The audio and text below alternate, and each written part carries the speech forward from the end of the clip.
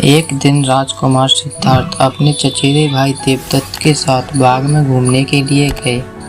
जहाँ सिद्धार्थ कोमल हृदय का बालक था, वहीं देवदत्त झगड़ालू व कठोर स्वभाव का था।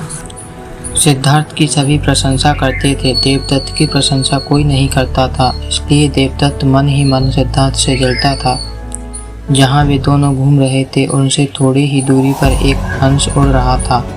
उस हंस को देखकर सिद्धार्थ बहुत प्रसन्न हो रहा था। तभी देवदत्त ने कमान पर तीर चढ़ाया और हंस की ओर छोड़ दिया। तीर सीधा जाकर हंस को लगा, वह घायल हो गया और झटपटाकर नीचे गिर पड़ा। सिद्धार्थ ने दौड़कर उस घायल हंस को उठाया। उसने हंस के घायल शरीर से बह रहे लहू को साफ किया और उसे पानी पिलाया। तभी देवदत्त वहां आ पहुंचा। उसने क्रोध से सिद्धार्थ की ओर देखा और बोला, इस हंस को चुपचाप मुझे दे दो। सिद्धार्थ, इसे मैंने तीर मारकर नीचे गिराया है। सिद्धार्थ ने हंस की पीठ सहलाते हुए उत्तर दिया, मैं इस हंस को तुम्हें नहीं दे सकता। तुम निर्दयी हो, तुमने इस निर्दोष हंस पर तीर चलाया है। यदि मैं इसे न बचाता तो इस बेचारे की जान चली जाती। देखो सिद्धार्थ, देवदत्त उसे घूरकर बोला, यह हंस मेरा है।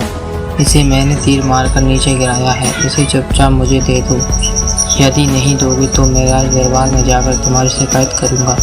सिद्धार्थ ने उसे हंस देने से साफ साफ मना कर दिया। देवदत्त राजा सुधोधन के दरबार में जा पहुंचा और सिद्धार्थ की शिकायत की। सुधोधन ने उसकी शिकायत को ध्यानपूर्वक सुना, फिर सिद्धार्थ को बुलावा भेजा। कुछ ही देर में सिद्धार्थ हंस को लेकर राज दरबार में उपस्थित हो गया। राज दरबार के ऊंचे सिंहासन पर राजा सुधोधन बैठे थे। आस-पास के नीचे आसनों पर राज्य मंत्री तथा अन्य पदाधिकारी बैठे थे। कई सैनिक हथियार लिए द्वार के निकट खड़े थे। सुधोधन के संकेत करने पर देवदत्त सिर झुकाकर बोला, महाराज, जो हंस इस समय सिद्धार्थ के पास है वह मेरा है। इसे मैंने तीर मारकर पृथ्वी पर गिराया था। सिद्धार्थ ने इसे उठाकर इस पर अपना अधिकार कर लिया है। यह हंस मेरा है, कृपया इसे मुझे दिलाया जाए। राजा सुधोधन ने सिद्धार्थ की ओर देखा और बोलने की ओर संकेत किया। सिद्धार्थ ने सिर झुकाकर शांत स्वर में कहा, महाराज, यह हंस निर्दोष है। यह बिना किसी को कोई कष्ट दिए उड़ा जा रहा था। देवदत्त ने इसे तीर मारकर घायल कर दिया। मैंने इसका उपचार किया है, इसके प्राण बचाए हैं। मैं समझता हूँ कि प्राण देने वाले से अधिक प्राण बचाने वाले का अधिकार होता है। मैं आपसे प्रार्थना करता हूँ कि यह हंस मेरे पास ही रहने दिया जाए।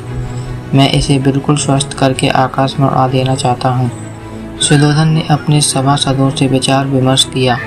वे सभी एक ही स्वर में बोले, महाराज, राजकुमार सिद्धार्थ का कहना बिल्कुल ठीक है।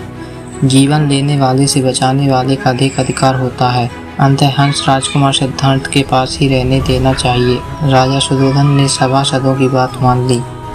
उन्होंने सिद्धार्थ से कहा, इस हंस पर तुम्हारा अधिकार है, तुम इसे ले जा सकते हो। सिद्धार्थ हंस को लेकर प्रसन्नता पूर्व अपने भवन की ओर चला गया। उसने प्रेम पूर्वक उस हंस का उपचार किया। जब वह बिल्कुल ठीक हो गया तो उसने उसे उसके घोंसले की ओर उड़ा दिया। देवदत्त सिद्धार्थ से पहले ही ईर्ष्या करता था। इस घटना के बाद तो उसकी ईर्ष्या और भी भड़क उठी।